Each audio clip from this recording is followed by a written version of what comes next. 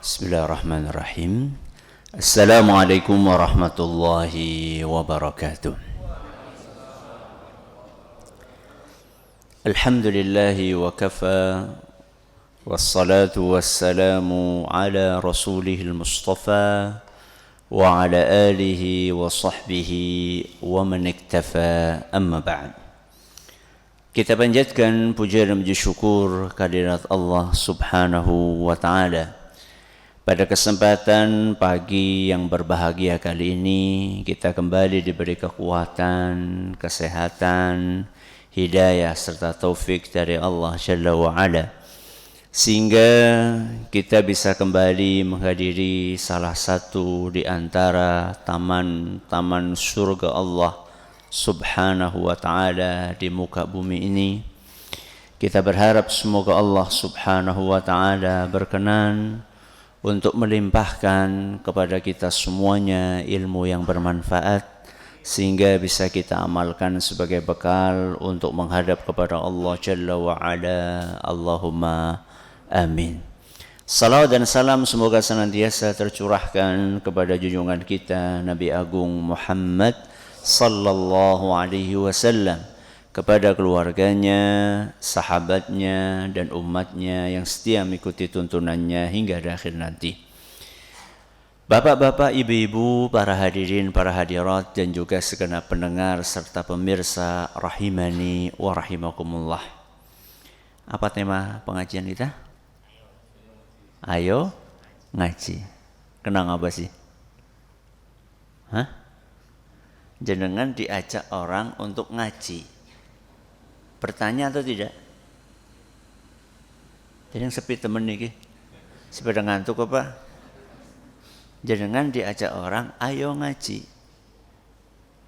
Jenengan bertanya atau tidak? Kenapa? Iya. Iya. Apa enggak? Iyalah. Alasannya apa? Karena kan dulu sebelum pandemi, animo masyarakat untuk mengaji itu sangat bagus, sangat bagus. Begitu pandemi mulai surut, sampai setelah pandemi selesai pun ternyata masih surut. Belum kembali seperti apa? Seperti semula. Ada apa? Kenapa semangat kita untuk mengaji, untuk belajar agama itu turun drastis? Maka harus ada jawabannya. Ayo ngaji. Kenapa ngaji? Kenapa ngaji? Harus ada alasan yang kuat dan beragam. Kenapa kita ngaji? Ketika kita punya alasan yang kuat dan beragam itu, maka kita akan termotivasi, akan terpacu untuk kembali semangat ngaji. Sampai kapan? Sampai kapan? Sampai mati.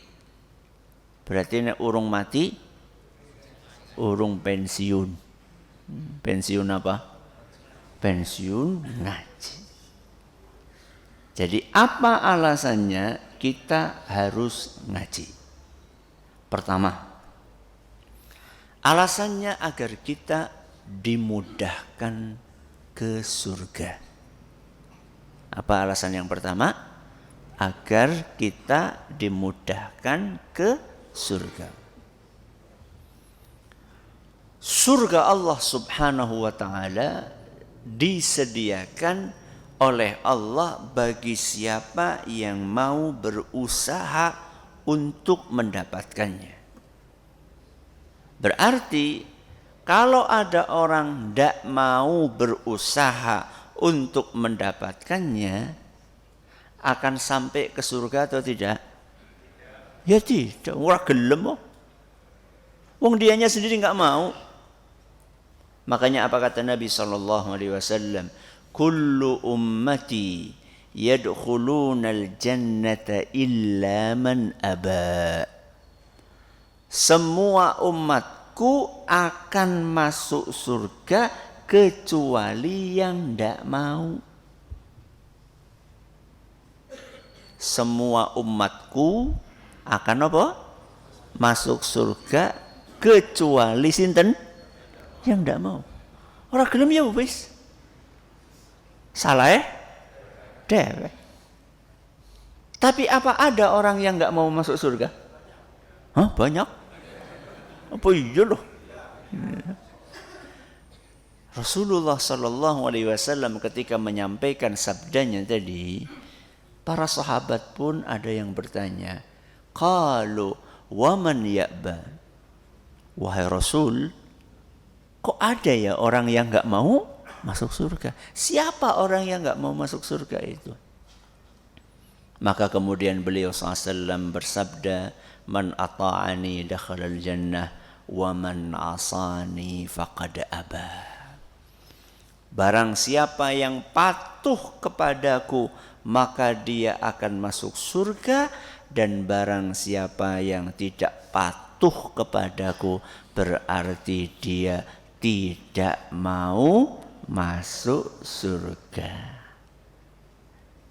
Siapa yang tidak mau masuk surga? Yang tidak patuh kepada Rasul Sallallahu Alaihi Wasallam. Rasulullah SAW ngajak kita ngaji atau tidak? Ngajak atau tidak? Ngajak. Berarti yang tidak patuh gimana? Orang gelem mlebu surga. Ya. Maka alasan yang pertama, kenapa kita ngaji? Karena kita pengen masuk surga. Emangnya ngaji itu adalah jalan ke surga? Iya. Belajar ilmu agama itu adalah jalan yang akan mengantarkan kita ke surga. Apa dalilnya Ustaz? Sabda Nabi kita Muhammad sallallahu alaihi wasallam dalam sebuah hadis yang diriwayatkan oleh Imam Muslim. Kata Nabi sallallahu alaihi wasallam, "Wa man salaka tariqan yaltamisu fihi ilman, sahhalallahu lahu bihi tariqan ilal jannah." Barang siapa yang meniti jalan dalam rangka untuk belajar ilmu agama, maka Allah akan memudahkannya jalan ke surga. Enggane ya, enggane.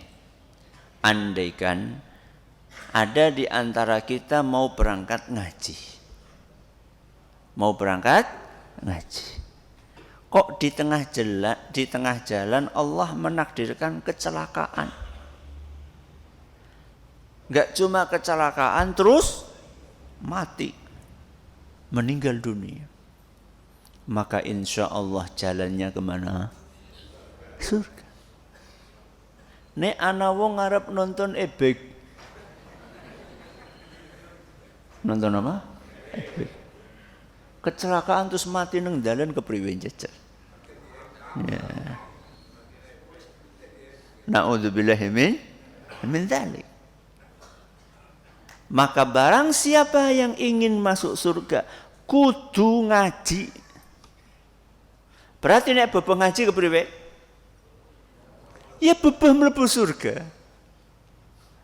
Salah siapa? Ya salah dia sendiri. Ustaz, tapi kan jauh. Resiko. Napa? Resiko. Semakin jauh tempat kita untuk belajar, untuk menuju tempat belajar ilmu agama,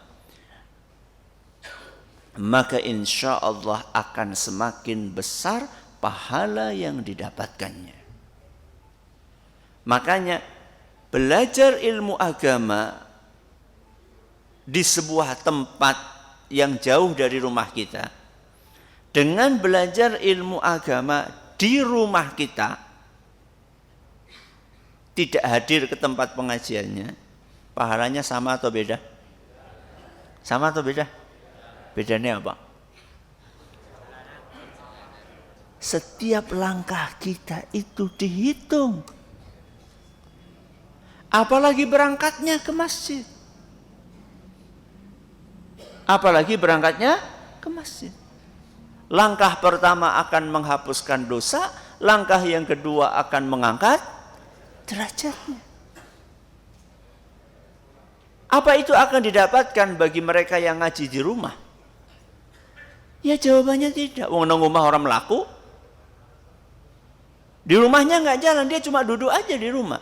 Yang ini jalan, ya pasti beda. Effort yang dikeluarkan berbeda.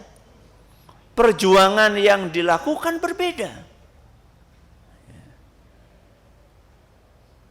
Dia harus jauh-jauh waktu berangkat ke masjid. Kemudian dia juga harus jalan. Keistimewaan jalannya saja itu sudah ada pahalanya.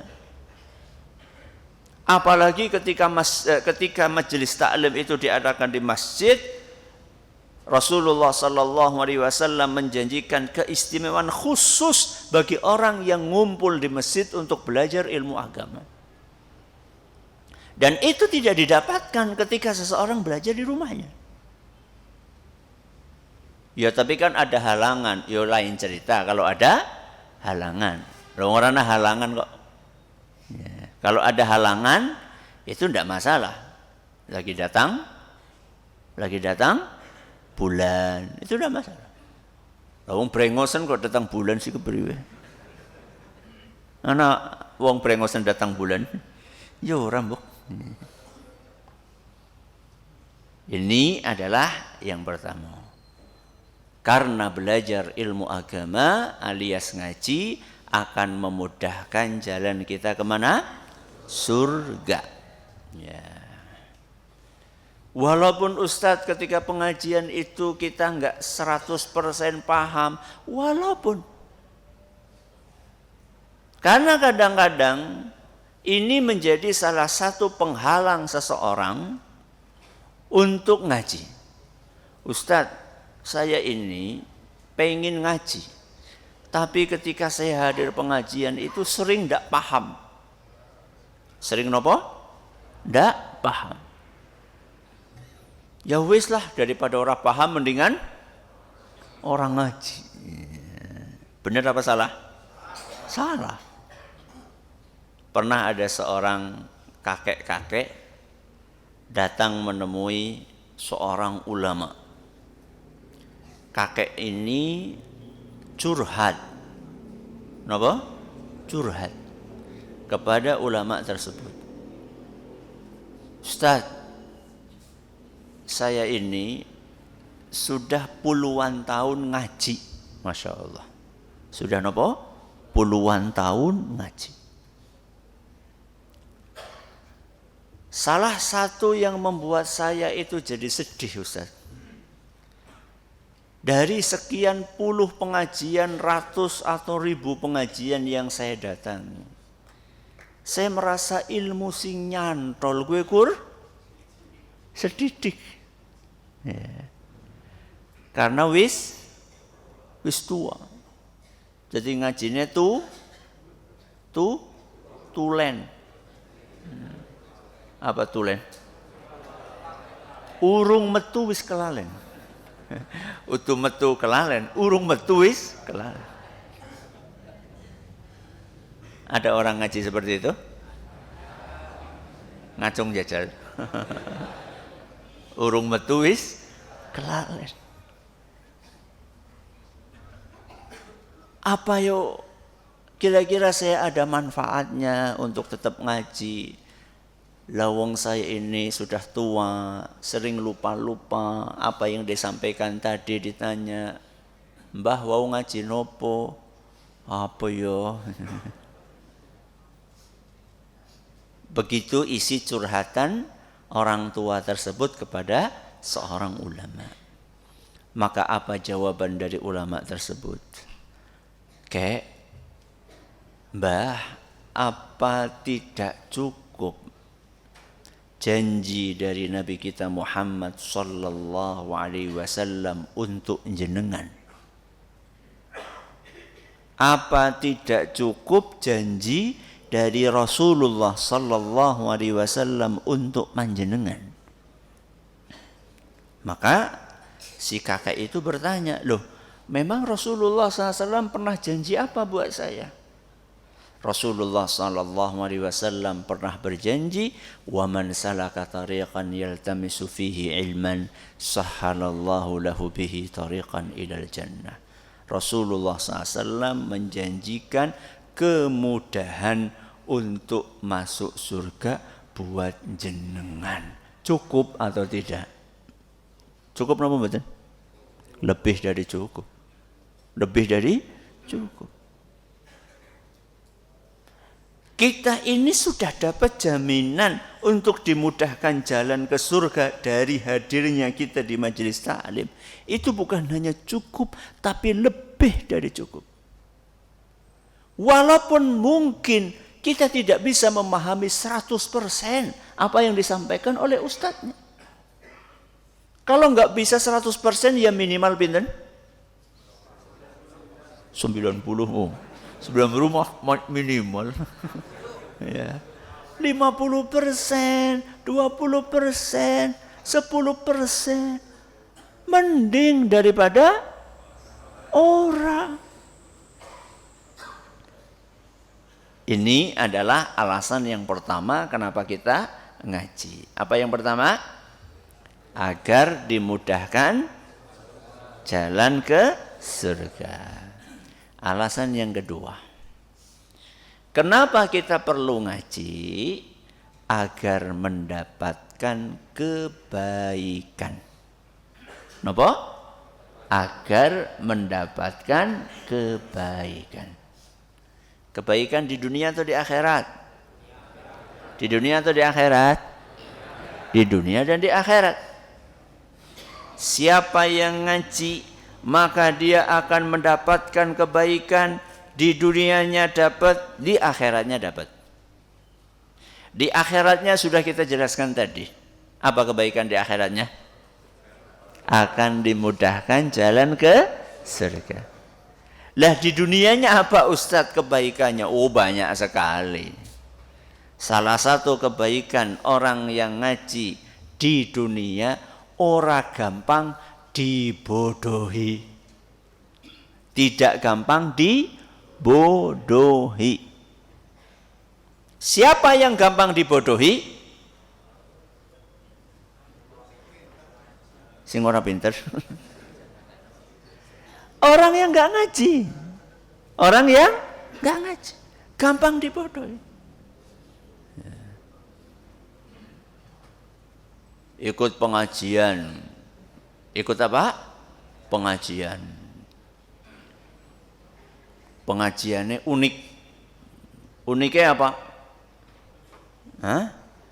Bebas gonta-ganti pasangan. Ya. Wis dijamin masuk apa? Surga. Nang sapa? Nang kiai ini urung mesti mlebu surga. Jamin wong masuk surga. Kenapa ada orang yang termakan itu? Karena orang ngaji. Karena dia tidak ngaji, akhirnya gampang dibodohi. Bagaimana supaya kita tidak gampang dibodohi? Ngaji. Ya. Kalau kita nggak ngaji, nggak paham bahwa pernikahan, hubungan antara laki-laki dan perempuan itu tidak boleh kalau tidak melakukan pernikahan. Dan pernikahan itu ada syarat-syaratnya, ada rukun-rukunnya yang harus dipenuhi. Nggak sekedar ketemu seneng terus bablas. Kalau dia ngaji, nggak akan gampang dia terpengaruh dengan ajaran-ajaran yang tidak benar, dengan ajaran-ajaran yang tidak jelas. Tapi kan itu cuma buat konten lucu-lucuan Ustadz untuk mencari subscriber Ustadz. Ya justru di situ bodohnya. Loh kenapa Ustadz? Kok bisa-bisanya ajaran agama dijadikan bahan candaan? Wong halal haram konggo yonan si kepriwe. Yo tapi kan penampilannya kan kayak kiai. Loh, siki dukun bisa kayak kiai? Tinggal diapain? Tinggal dipoles saja penampilannya. Berarti kiai apa uduyam, Bu? Ya.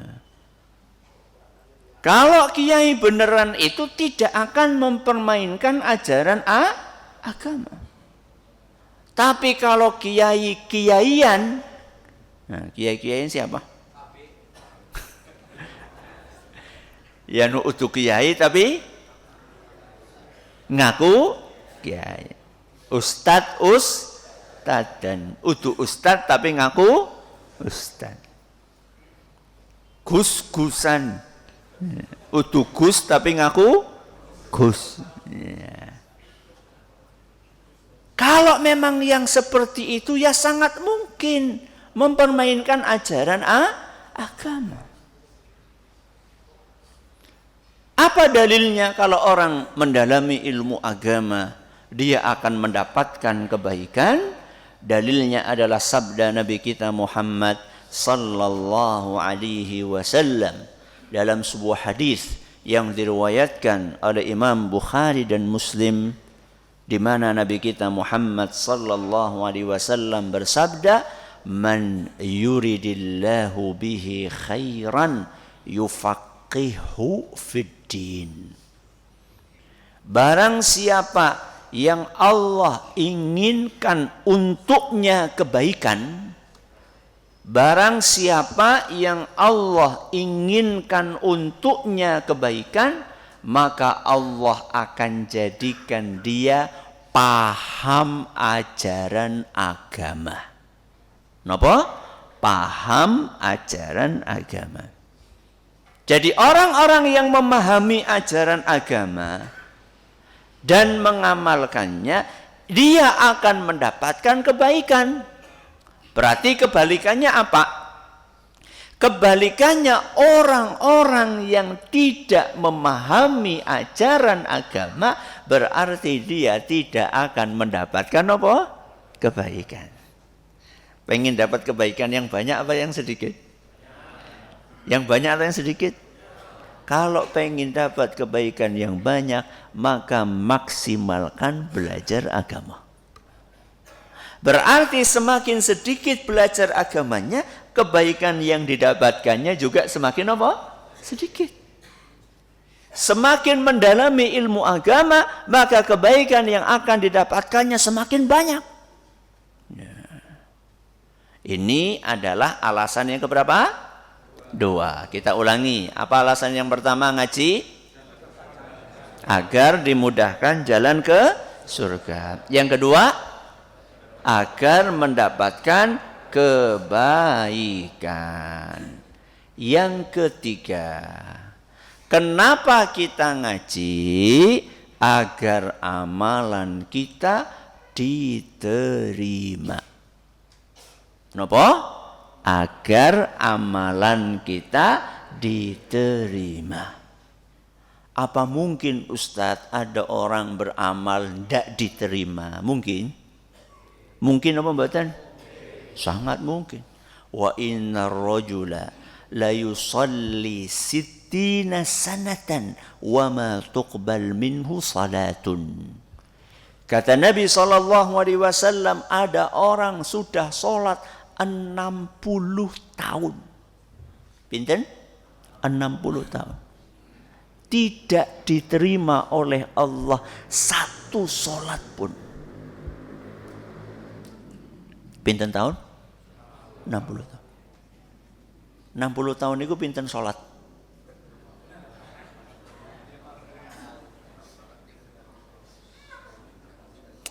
Setahun berapa hari? 360 hari. Sehari berapa kali sholat? Minimal 5. 5 kali 360 berapa? 1800. 1800 kali 60. Oke. Ratusan ribu. Iya ya, ratusan ribu. Apa juta? Juta.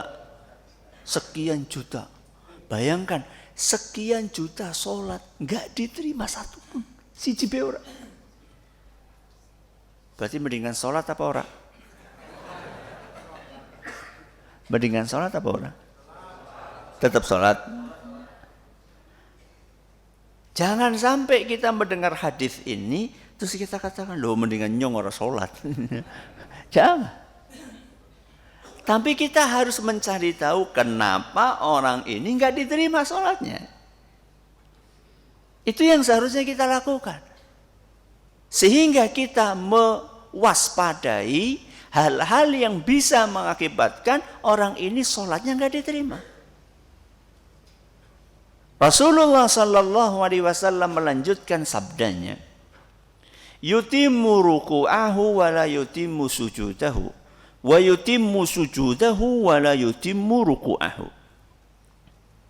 Orang ini enggak diterima salatnya selama 60 tahun gara-gara rukuknya benar, sujudnya ora benar.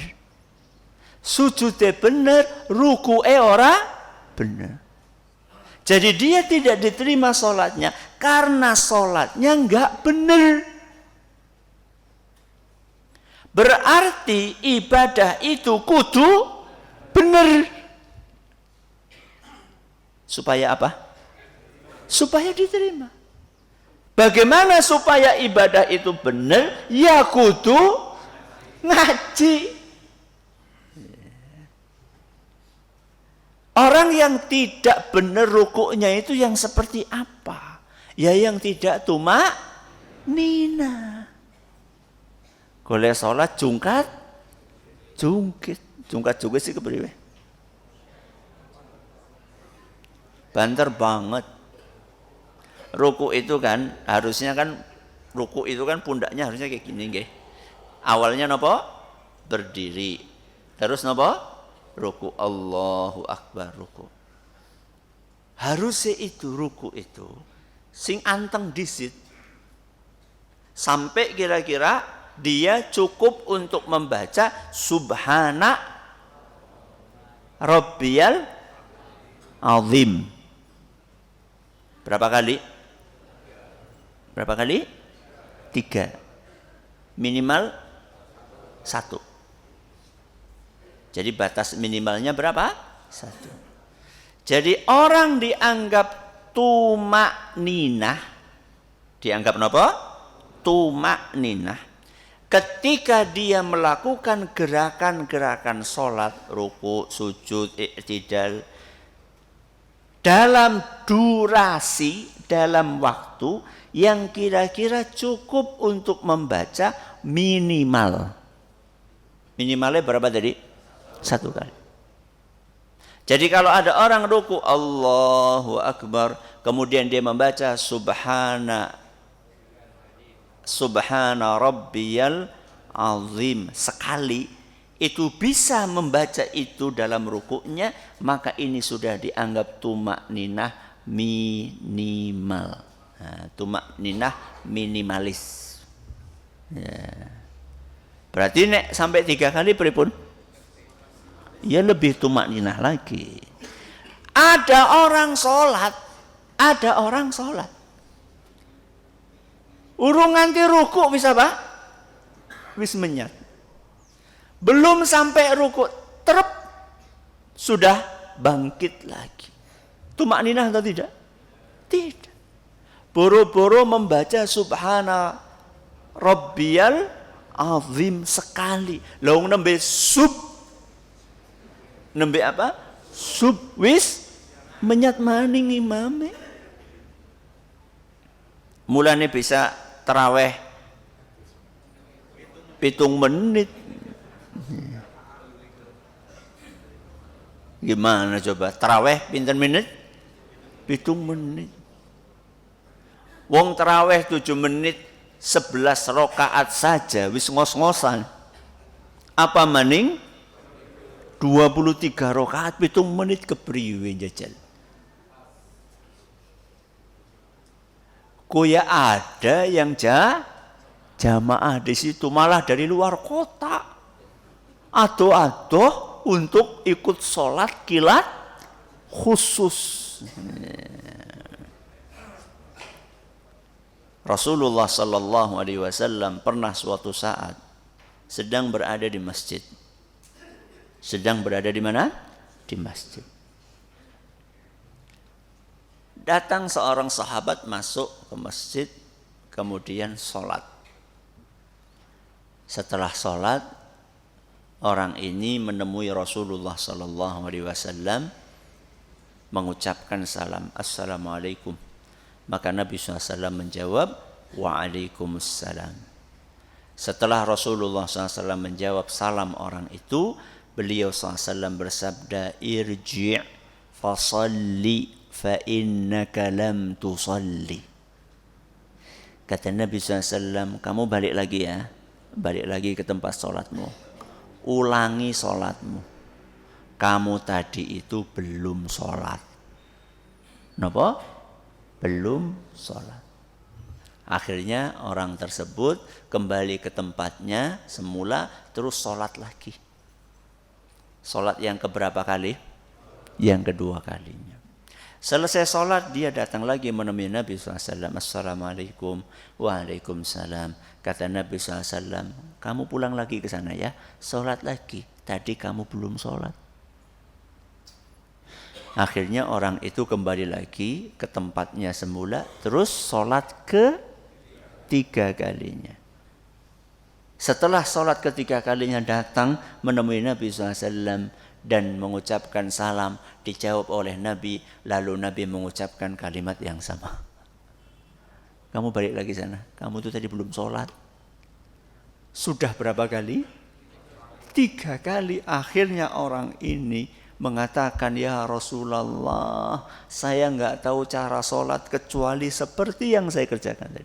Jadi selama ini sholatnya kayak gue. Maka kemudian Nabi SAW mengajarkan cara sholat kepada orang tersebut, yang salah satu intinya adalah disuruh tumanina.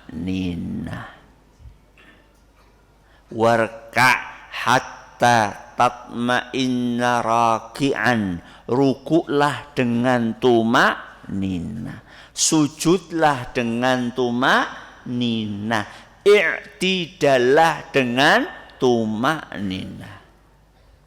Kenapa Nabi SAW nyuruh dia untuk sholat lagi dan mengatakan dia belum sholat? Kenapa? Karena sholatnya enggak sah. Gara-gara mboten napa? Tumanina.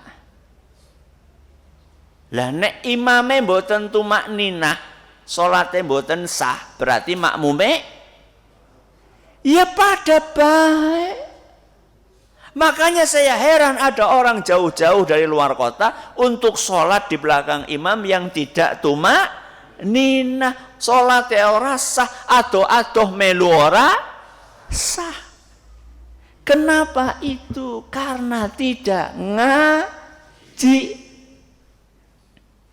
Maka supaya ibadah kita diterima oleh Allah Subhanahu wa taala, harus ngaji, harus belajar bagaimana cara ibadah yang diajarkan oleh Nabi kita Muhammad sallallahu alaihi wasallam. Shallu kama raaitumuni usolli. Salatlah kalian seperti kalian melihat aku salat. Rasulullah SAW gimana kita ngelihatnya? Wong Rasulullah SAW sudah wafat. Gimana kita ngelihatnya gimana kita ngelihatnya Ustaz? Kita ngelihatnya dengan cara membaca hadis-hadis Nabi kita Muhammad sallallahu alaihi wasallam. Puasa juga mencontoh Rasulullah SAW, haji juga mencontoh Rasulullah SAW, zikir juga mencontoh Rasulullah sallallahu alaihi wasallam agar ibadah kita diterima. Sudah berapa alasan ini? 3. Coba diulangi. Yang pertama, bagus. Yang kedua, bagus. Yang ketiga, Agar amalan diterima. Yang terakhir, yang keempat. Kenapa kita perlu ngaji? Agar tidak merugikan diri sendiri dan agar tidak merugikan orang lain. Kenapa kita ngaji? Agar tidak merugikan diri sendiri dan agar tidak merugikan orang lain. Apa ruginya Ustadz buat diri sendiri kalau kita nggak ngaji? Ya tadi contohnya, napa ruginya? Ibadahnya nggak diterima. Bayangkan wis kesel-kesel swidak tahun, sudah capek-capek 60 tahun melakukan ibadah, nggak diterima satu pun, itu kan rugi. Rugi mboten? Rugi. Ya. Itu baru ibadahnya. Belum akidahnya. Karena sekarang yang namanya akidah sing ora bener, yang bermacam-macam, itu tersebar di mana-mana. Apalagi zaman medsos. Orang gampang banget share. Gampang banget apa? Share. Entah ajaran apa dapat share di grupnya 10. Nggak tahu ini ajaran benar apa enggak, ada dalilnya enggak, ada ayat Al-Qur'annya enggak, ada hadis nabinya atau enggak tahu. Orang nggak belajar itu gampang sekali terjebak dengan pemahaman yang tidak benar. Apalagi sekarang orang yang namanya nulis itu gampang banget dan menyebarkannya juga gampang. Kalau zaman dulu orang nulis menyebarkan itu harus punya percetakan atau harus punya akses ke media massa. Ya. Itu pun juga nggak serta-merta dimuat di koran atau di majalah. Sekarang Masya Allah, bikin blog sendiri bisa, bikin grup sendiri bisa, asal nulis langsung disebarkan dan orang juga mau baca. Maka kalau kita nggak punya benteng yang kuat, kita akan rugi diri sendiri karena terjebak dengan pemahaman yang tidak benar dan juga akan merugikan orang lain. Karena orang yang tidak berilmu sering mengakibatkan orang lain celaka. Jabir bin Abdullah radhiyallahu anhu bercerita dalam sebuah hadis yang diriwayatkan oleh Imam Abu Dawud. Dan hadis ini dinyatakan hasan oleh Syekh Al-Albani. Pada suatu hari, serombongan sahabat bepergian tanpa ada Rasulullah SAW bersama mereka. Allah menakdirkan di tengah jalan ada yang kepalanya terkena batu. Mungkin ada yang lempar batu, kemudian kena kepala sahabat itu dan bocor. Napa? Bocor.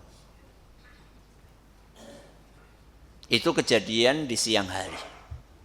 Malam harinya mereka istirahat di sebuah tempat, singgah, dan qaddarallah, Allah menakdirkan sahabat yang bocor tadi mimpi basah.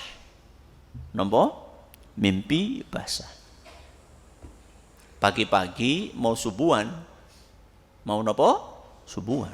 Yang namanya mimpi basah mau sholat berarti wajib napa? Mandi besar. Dari ujung kepala sampai ujung kaki. Harus basah. Itu namanya mandi besar. Maka dia bingung. Loh, kalau saya mandi besar berarti luka saya yang masih keluar darah ini harus disiram air. Kalau saya enggak mandi besar, bagaimana saya akan sholat? Wong saya dalam keadaan hadas. Dan hadasnya bukan hadas kecil, tapi hadas besar. Maka akhirnya karena dia bingung, dia tanya kepada orang lain yang ada di situ. Apakah saya punya dispensasi untuk tidak mandi besar? Maka apa kata orang yang ditanya itu? Ma najidu laka rukhsatan wa anta taqdiru 'alal ma. Ya, menurut kami, kamu enggak punya keringanan. Selama memang ada air, ya mandi. Akhirnya apa yang dilakukan oleh sahabat tersebut? Mandi. Biar biur. Baru gue mati. Hah? Iya. Setelah itu meninggal orang. Wong lagi luka parah. Kok mandi? Meninggal orang itu. Oke, singkat cerita mereka pulang sampai ke Madinah. Sampai ke mana? Ke Madinah. Begitu sampai ke Madinah, mereka cerita kejadian itu kepada siapa? Kepada Rasulullah sallallahu alaihi wasallam. Begitu Nabi SAW mendengar kejadian tersebut, maka beliau sallallahu alaihi wasallam bersabda, qataluhu qatalahumullah. Orang-orang yang mengeluarkan fatwa itu, ya, fatwa nopo? On adus, padahal apa? Lagi luka parah. Orang-orang itu telah membunuh sahabatku. Bayangkan. Semoga Allah membinasakan orang-orang itu. Medeni mbok. Ala sa'alu idh lam ya'lamu. Kenapa mereka ketika tidak tahu mereka enggak nanya kepada yang tahu? Fa innama shifa'ul 'ayyi su'alu. Sesungguhnya ketidaktahuan itu obatnya adalah bertanya. Bertanya kepada siapa? Yang tahu. Untuk takon meng Syekh Google. Kecuali kalau dia bisa membeda-bedakan mana yang benar, mana yang salah. Maka orang yang tidak ngaji akan merugikan diri sendiri dan merugikan orang lain. Sampai level menyebabkan nyawa orang lain melayang. Gara-gara berfatwa nggak punya ilmu. Oke, jadi kita ulangi nggih. Kenapa kita harus ngaji? 1. Agar memudahkan jalan ke surga. 2. Agar mendapatkan kebaikan. 3. Agar amalan diterima. Yang keempat, agar tidak merugikan diri sendiri dan orang lain. Mudah-mudahan setelah pengajian ini kita tambah semangat golek ngaji. Insyaallah. Masih sisa waktu sedikit. Kalau ada pertanyaan silahkan. Monggo. Baik.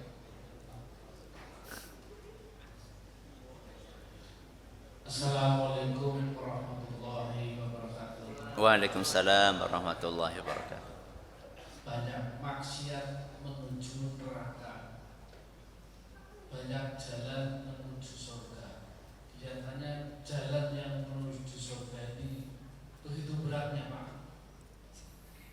Fisik sudah tua, mudah pelupa, badan tidak begitu sehat. Bagaimana nih, Pak? Ternyata dirasakan sangat berat. Terima kasih. Assalamualaikum warahmatullahi wabarakatuh. Waalaikumsalam warahmatullahi wabarakatuh. Rasulullah sallallahu alaihi wasallam sudah menyampaikan, huffatil jannatu bil makarih wa huffatin naru bis syahwat. Jalan menuju ke surga itu diliputi dengan hal-hal yang enggak enak. Yang enggak enak. Dan jalan menuju ke neraka dipenuhi dengan hal-hal yang enak.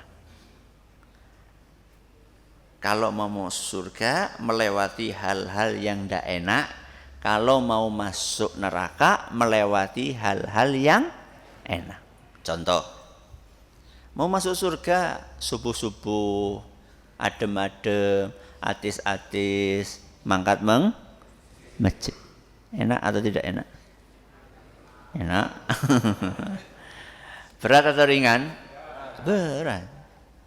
Mau lagi atis-atis, gerimis maning. Mau wudu saja airnya dingin. Mau berangkat atis. kasure ngawe-ngawe, selimute anget temen, berat.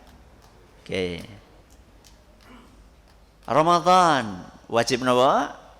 Puasa. Enggak boleh makan, enggak boleh minum, enggak boleh ngerokok. Berbuka ya pada bayar oleh.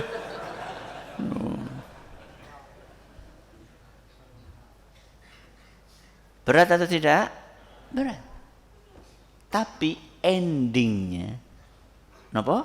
Endingnya, akhirnya itu nikmat. Lama ndak enaknya atau lama enaknya? Lama ndak enaknya atau lama enaknya? Lama enaknya. Ndak enaknya cuma berapa tahun? 60 tahun, 70 tahun, bahkan ada yang cuma 30 tahun. Karena memang umurnya 30 tahun. Setelah itu dia akan menikmati kenikmatan berapa tahun? Selama-lamanya. Khalidina fiha abada. Yang satunya ya. Tadi yang pertama nggih, berarti yang kedua. Wa huffatin naru bisyahawat. Dan jalan menuju ke neraka itu dipenuhi dengan hal yang enak-enak. Tapi endingnya nopo? Ndak enak. Yang kedua ini lebih lama enaknya atau lebih lama ndak enaknya? Lebih lama ndak enaknya. Enaknya cuma berapa tahun? 60 tahun, 70 tahun. Ndak enaknya? Selama-lamanya apa ya? Ya tergantung. Dia ini muslim atau bukan muslim. Kalau bukan muslim, ndak enaknya selama-lamanya. Kalau muslim, ya nggak selama-lamanya, tapi suwe banget. Napa? Suwe banget. Wa inna yawman 'inda rabbika ka alfi sanatin mimma ta'uddun. Sesungguhnya satu hari di sisi Allah seperti 1000 tahun dalam hitungan kalian. Berapa tahun? 1000 tahun. Berarti kalau dia itu masuk nerakanya sehari, pinten? 1000 tahun. Nek seminggu. Nek sebulan. Walaupun memang dia bakal dikeluarkan dari neraka karena dia masih syahadat, masih muslim. Tapi sebentarnya di neraka itu lamanya banget. Maka bagaimana Ustaz sudah tua, sudah ini. Justru karena sudah tua itu kudu tambah tekun. Wis tambah perak, pacule. Jangan merasa yang muda-muda isi atau pacule. Wong beluluk be bisa tiba apa maning degan. Ya. Ora kudu nunggu kiring. Ora kudu nunggu kiring. Ya. Manggar be malah pada ambrol. Ya. Begitu, nggih. Silakan. Baik Ustaz, ini ada titipan pertanyaan dari Ini dulu. Assalamualaikum warahmatullahi wabarakatuh. Waalaikumsalam warahmatullahi wabarakatuh. Maaf ini mensi ya Pak. Monggo. Masih banyak materi yang taruh itu di dalam surat al-Baqarah ingatan ini kita bimbang la ya rasul illa Allah. Itu kalau kita lihat dalam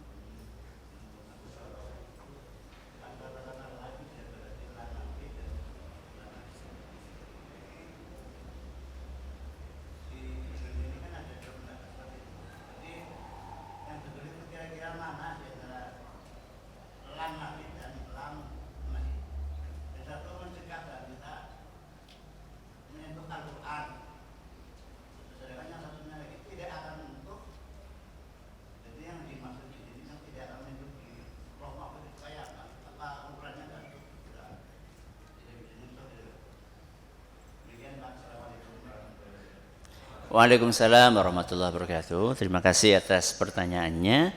Ayat yang berbunyi la yamassuhu illal mutahharun. Itu perbedaan di antara para ulama itu bukan hanya terkait dengan lam di situ, lam apa?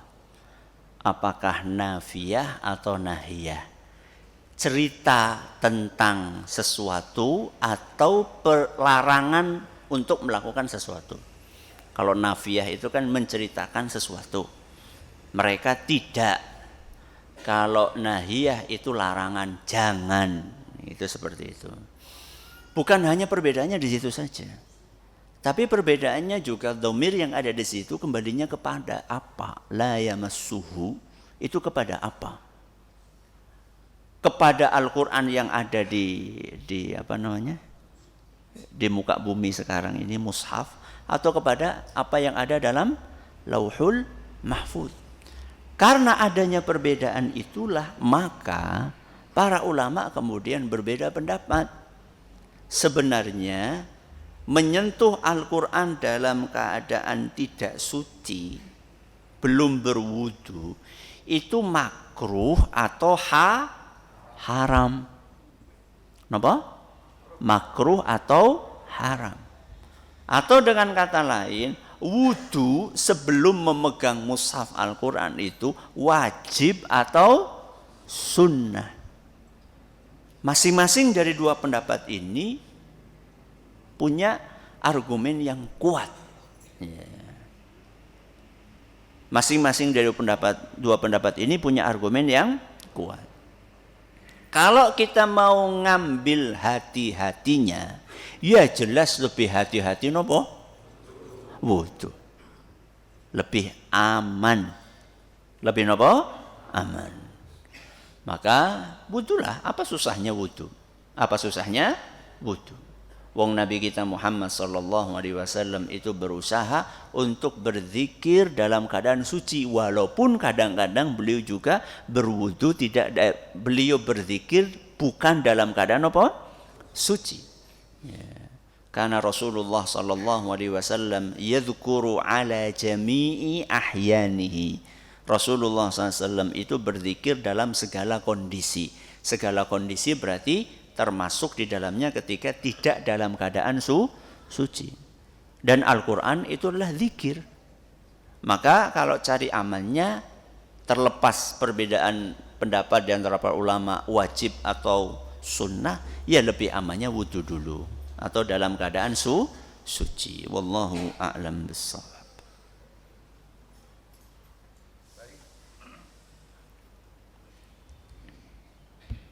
Mungkin ini pertanyaan yang terakhir ya. Ini ada pertanyaan dari ibu-ibu. Pertanyaannya, bagaimana Ustaz cara menghadapi orang yang merasa dirinya itu benar? Begitu pertanyaannya. Bagaimana menghadapi orang yang merasa dirinya benar? Tergantung. Benar apa orang benar? Kalau dia merasa benar dan benar, salahnya ngendi? Salahnya ngendi? Kalau dia nggak benar ngerasa benar, lah gue salah. Ya. Tapi pertanyaannya sebenarnya lebih pasnya begini.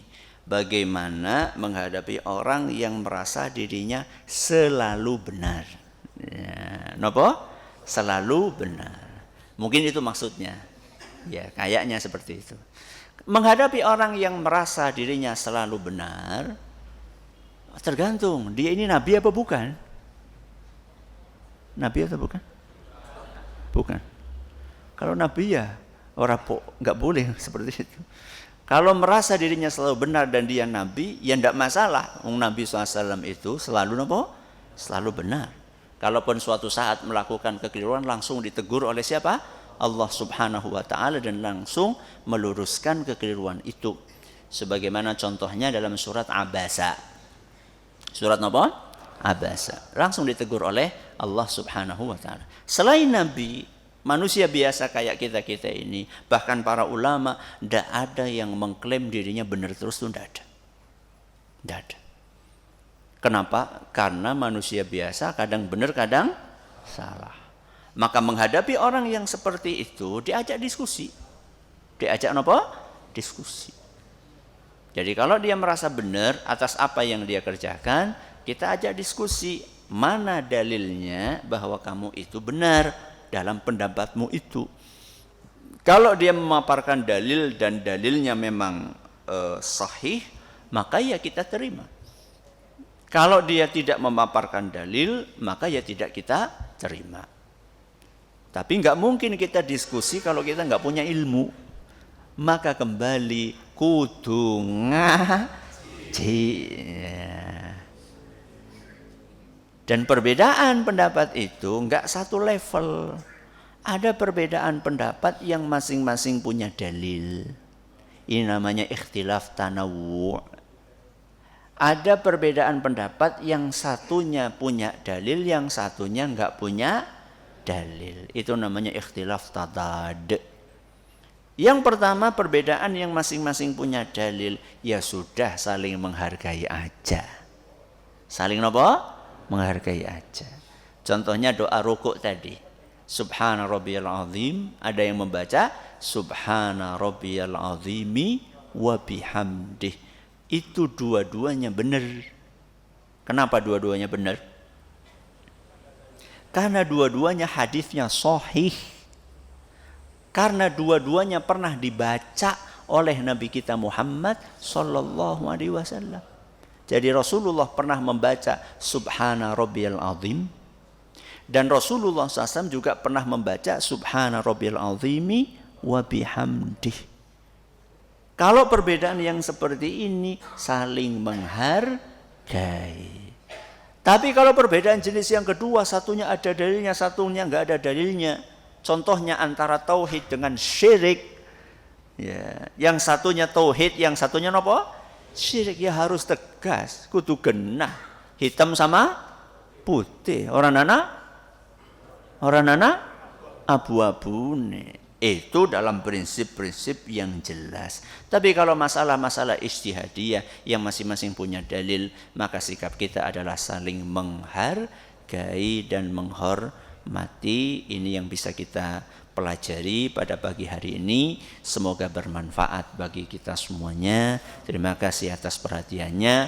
Mohon maaf atas segala kekurangannya. Kita akhiri. Subhanakallahumma wa bihamdika asyhadu an la ilaha illa anta astaghfiruka wa atubu ilaik. Assalamualaikum warahmatullahi wabarakatuh.